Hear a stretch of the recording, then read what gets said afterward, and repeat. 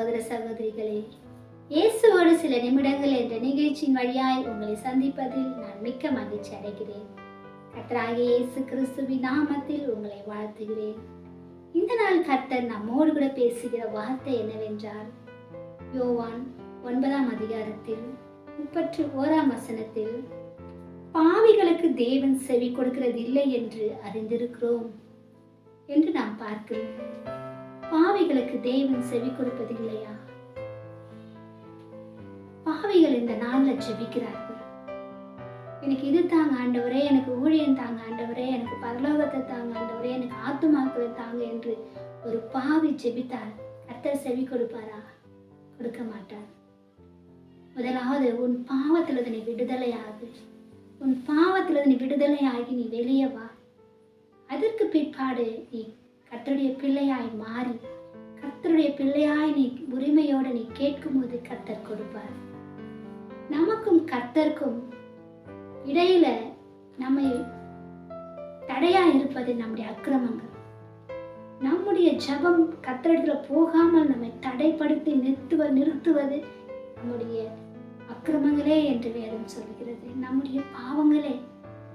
நாம் பாவிகளாய் இருந்து, நாம் அக்கிரம சிந்தை உள்ளவர்களாய் இருந்து நாம் ஜெபித்தால் நம்முடைய ஜெபங்கள் கர்த்தரிடத்திலே போகாது.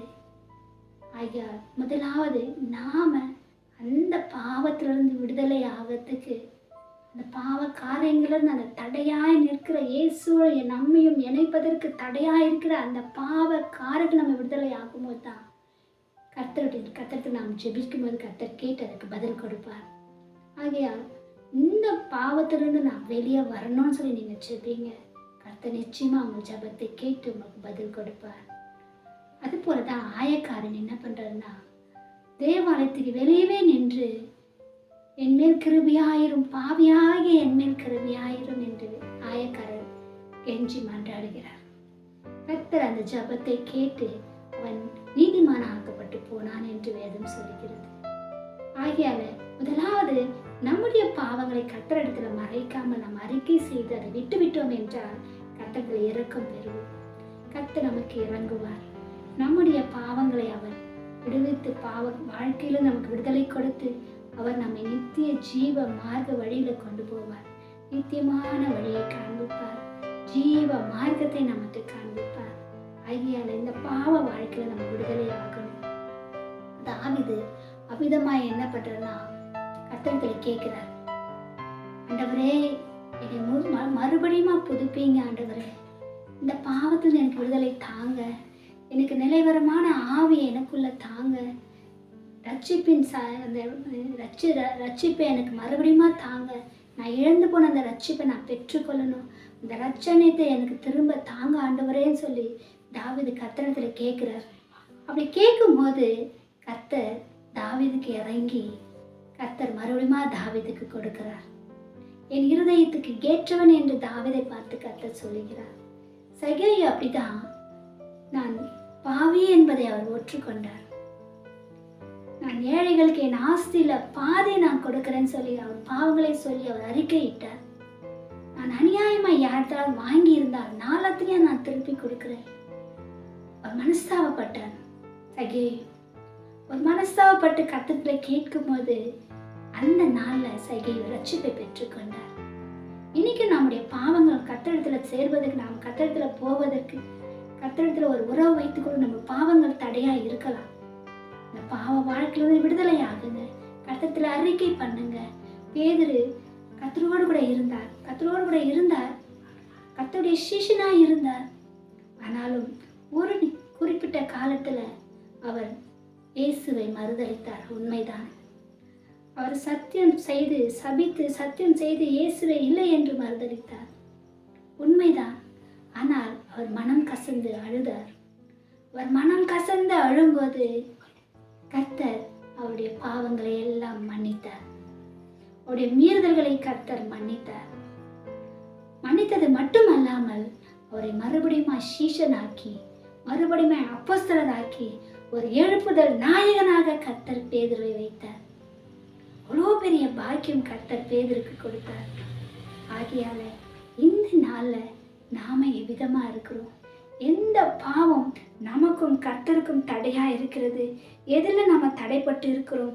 நம்முடைய பாவங்கள், நம்முடைய அக்கிரமங்கள் கர்த்தருக்கு நம்ம போய் சேர்வதற்கு தடையா இருந்தால் நிச்சயமா கர்த்தரை கேளுங்க, அறிக்கை பண்ணுங்க. ஆண்டவரே, இந்த பாவ வாழ்க்கை உம்மிடத்துல என்னை சேர விடாமல் என்னை தடை பண்ணுகிறது. இந்த பாவத்தின் வல்லமை என்னை முடக்குகிறது. இந்த சிறு பாவமாக இருந்தாலும் கர்த்தர்ட்ட கேட்டு அறிக்கை பண்ணுங்க. இந்த பாவம் என்னை இந்த பாவத்தின் என்னை நான் விடுதலை ஆகணும் ஆண்டவரேன்னு கர்த்தரத்துல கேளுங்க. நிச்சயமா கர்த்தர் உனக்கு விடுதலை கொடுப்பார். ஏனென்றால் நமக்காகவே, பாவிகளுக்காகவே பரிசுத்தரான இயேசு கிறிஸ்து ரத்தம் சிந்தி இருக்கிறார். அவருடைய ரத்தம் சகல பாவங்களையும் நீக்கி நம்மை கழுவி சுத்திகரிக்கும். ஐயா, கர்த்தராகிய இயேசு கிறிஸ்து அறிக்கை செய்யுங்க. ஆண்டவரே, இந்த பாவ வாழ்க்கை எனக்கு வேண்டாம். இனி நான் வாழ்ந்த நாட்கள் எல்லாம் போதும். இனிமேல் நான் உமக்காக வாழணும் ஆண்டவரே. நான் உம்மை போல வாழணும் ஆண்டவரே. அப்பா, உம்முடைய மகனாய் நான் வாழணும் ஆண்டவரே. எனக்குள்ள அந்த பரிசுத்தம் தாங்கன்னு சொல்லி கர்த்தரத்துல கேளுங்க. இந்த பாவ வாழ்க்கை உங்களுக்குள்ள இருக்கும்போது உங்களால் நிம்மதியா இருக்க முடியாது. இந்த பாவத்துல நீங்க முழுகடிக்கப்பட்டு சாத்தான் உங்களை பாவத்துல நாளுக்கு நாளாய் கொண்டு போய் இந்த பாவத்தின் அடிமைத்தனத்துல உன்னை அடிமையாக்கி சிறையாக்கி ஒவ்வொரு நாளும் உன்னை வேதனைக்குள்ளாய் கொண்டு போய் கொண்டு இருக்கிறான். அவ்விதமான பாவ வேதனையிலிருந்து, பாவத்தின் நிமித்தமா நீ படுகிற அவமானங்கள், நிந்தைகள், இது எல்லாவற்றையும் நீ விட்டு இனி போதும், எனக்கு இந்த வாழ்க்கை, இந்த சாக்கடையான வாழ்க்கை எனக்கு வேண்டாம், இந்த நாற்றம் எடுத்த வாழ்க்கை எனக்கு வேண்டாம் சொல்லி நீ இயேசு கிட்ட வருவாய் என்றால் கர்த்தர் நிச்சயமாய் தன்னுடைய இரு கரங்களை நீட்டி உன்னை அணைத்து கொள்ள, உன்னை சேர்த்து கொள்ள, அவருடைய மகனாய் உன்னை மறுபடியும் புதுப்பிக்க அவர் வல்லமை உள்ள தேவனாயிருக்கிறார். ஆகையால் இந்த நாள்ல உன்னுடைய பாவம் சிறிதா இருக்கலாம், பெரிதா இருக்கலாம், எதுவா இருந்தாலும் அதை நீங்க விட்டு விடுங்க. முற்றிலுமாய் விட்டுவிட்டு இயேசு கிட்ட வந்துருங்க. கர்த்தர் உன்னை ரட்சிக்க வல்லமை உள்ளவர். அவருக்கு மன்னிப்பை கொடுப்பார். அவரிடத்துல ரட்சிப்பு உண்டு, அவரிடத்துல மன்னிப்பு உண்டு. எல்லாவற்றிலும் உன்னை மறுபடியும் புதுப்பித்து ஒரு புதிய வாழ்க்கை, ஒரு சந்தோஷமான வாழ்க்கையை கர்த்தர் கொடுப்பார். கர்த்தர் கொடுக்கிற வாழ்க்கையில பேரின்பம் உண்டு, மகிழ்ச்சி உண்டு, சந்தோஷம் உண்டு. கலக்கமோ கண்ணீரோ அதுல கிடையாது, வேதனை கிடையாது. ஐயால கர்த்தருக்கு நீங்க வந்துருங்க. கர்த்தர் உங்கள் வாழ்க்கையை நிச்சயமாய் மாற்றுவார். ஒரு புதிய வாழ்க்கையை உங்களுக்கு கொடுப்பார். முதலாவது இயேசு கிறிஸ்து கிட்ட ஆண்டவரே, என் பாவங்களை மன்னிங்க ஆண்டவரேன்னு சொல்லி நீங்க அறிக்கை செய்துட்டு அந்த பாவங்களை எல்லாம் நீங்க விட்டு விடுங்க. அவர் தம்முடைய ரத்தத்தினால் உங்களை கழுவி சுத்திகரிப்பார். உங்களுக்கு ரட்சிப்பை கொடுப்பார். பிற்பாடு நீங்க ரட்சிப்பை பெற்றுக்கொண்டு இயேசுடைய பிள்ளைகளாய் நீங்க ஜீவிக்கலாம். இயேசு உள்ளத்துல ஏற்றுக்கொள்ளுங்க. அவரை விசுவாசித்து உள்ளத்தில் நீங்க ஏற்றுக்கொள்ளும் போது கர்த்தருடைய பிள்ளையாய் நாம அப்பா பிதாவே என்று கூப்பிடுகிற புத்திர சுவிகாரத்தின் வரத்தை கர்த்தர் நமக்கு கொடுப்பார். ஐயா, இந்த நாள்ல எவ்வளவு பெரிய பாவமா இருந்தாலும் சரி, சிறிய பாவமா இருந்தாலும் சரி, கர்த்தரை நீங்க ஒப்பு கொடுக்கும் போது கர்த்தர் உங்கள் வாழ்க்கையில பெரிய ஒரு சந்தோஷத்தையும் மகிழ்ச்சியும் கொடுத்து ரட்சிப்பை கட்டளையிட்டு ஒரு புதிய மனிதனாய் மாற்றுவார். பாவிகளுடைய ஜபத்தை கர்த்தர் வசனம் சொல்வது செவி கொடுப்பது இல்லையா, பாவிகளுக்கு தேவன் செவி கொடுப்பதில்லை என்று அறிந்திருக்கிறோம். அவ்விதமாய் நாம் இல்லாதபடி கர்த்தருடைய பிள்ளைகளாய் நாம் ஜீவிக்கும் போது, நமக்கு எப்போது கர்த்தருக்கு சொந்தமாகிடும் போது, கர்த்தருடைய மகனாய் நாம் மாறும்போது கர்த்தருக்கு நம்ம உரிமையோடு கேட்டு பெற்றுக்கொள்ளலாம். தன் தகப்பனிடத்துல தன் பிள்ளை எவ்விதமாய் உரிமையாய் எனக்கு இதை வாங்கி கொடுங்க அப்பான்னு சொல்லி கேட்கிறதோ அவ்விதமாய் நாம் இயேசுனுடைய பிள்ளையாய் மாறும்போது ஆண்டவர் நமக்கு தகப்பனாய் மாறிவிடுகிறார். அவருக்கு நம்ம உரிமையோடு கேட்டு நம்ம பெற்றுக்கொள்ளலாம். எனக்கு தாங்க ஆண்டவரே, இதை எனக்கு செய்யுங்க ஆண்டவரேன்னு சொல்லி பெற்றுக்கொள்ளலாம். கர்த்தர் நம் வாழ்க்கையை மாற்ற அவர் வல்லமுள்ளவராய் இருக்கிறார். எல்லா ஆசீர்வாதத்தினால் நம்மை நிரப்ப அவர் வல்லமுள்ளவராய் இருக்கிறார். ஆகியா நாம இந்த நாள்ல இயேசு கிறிஸ்துவை முழு மனதோட ஏற்றுக்கொண்ட பாவங்களை நம்ம விடுதலையாகுவோமா? என்னோடு கூட இணைந்து ஜெபிப்பீர்களா? எங்களை அதிகமாய் நேசிக்கிற எங்கள் அன்பின் பரலோக பிதாவே, உமக்கு நன்றி செலுத்துகிறோம். அப்பா பிதாவே, உம்மை துதிக்கிறோம். அப்பா நீர் ஆண்டவரே இந்த நாள் அப்பா அப்பா எங்களை நினைத்தருளுங்க. அப்பா உம்மிடத்தில் ஆண்டவரே அப்பா ஜெபிக்கிற பிள்ளைகளை ஆண்டவரே அப்பா உம்மை நோக்கி பார்க்கிற பிள்ளைகளை ஆண்டவரே, அப்பா என் பாவங்களை கழுவுங்க ஆண்டவரே. என் பாவ வாழ்க்கையிலிருந்து எனக்கு விடுதலை தாங்க ஆண்டவரே. இனி நான் பாவம் செய்ய மாட்டேன். இந்த பாவம் என்னை அடிமையாக்கி கொண்டிருக்கிறதுலேருந்து என்னால் வெளியே வர முடியல அப்படி என்று தவித்து கொண்டிருக்கிற பிள்ளைகளுக்கு நீ தயவாய் இறங்குங்க அப்பா.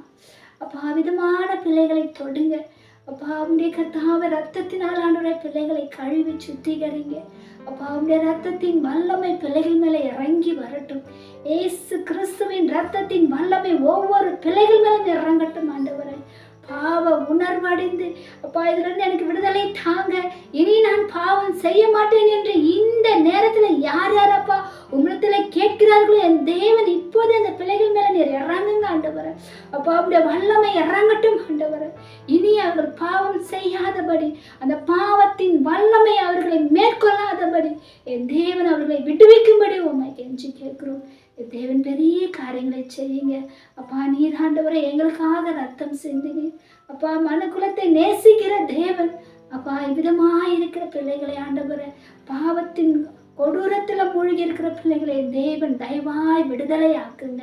உம்முடைய பிள்ளைகளாய் மாற்றுங்க அப்பா. உம்முடைய சுதந்திரவாளிகளா இந்த பிள்ளைகளை வைங்க ஆண்டவரை. என் தேவன் அப்பா இயேசுவை நாங்கள் சுதந்திரித்து கொண்டோம். நாங்கள் இயேசுனுடைய பிள்ளையாய் நாங்கள் இருக்கிறோம். இனி எங்கள் இயேசுவோடு நாங்கள் நடப்போம் என்று சொல்லுகிற பிள்ளைகளாய் மாற்றுங்க ஆண்டவரே. உண்மையிலே நிலை நிற்க கருவை தாங்க அப்பா. உமக்கு கர்த்தாவை உகந்த பிள்ளைகளாய் ஜீவிக்க உதவி செய்யுங்க. கனத்துக்குரிய பிள்ளைகளாய் அந்த பிள்ளைகளை பயன்படுத்துங்க. உங்களுடைய நாமம் மட்டும் மகிமைப்படட்டும். இயேசுவின் நாமத்தில் கேட்கிற நல்ல பிதாவே, ஆமென்.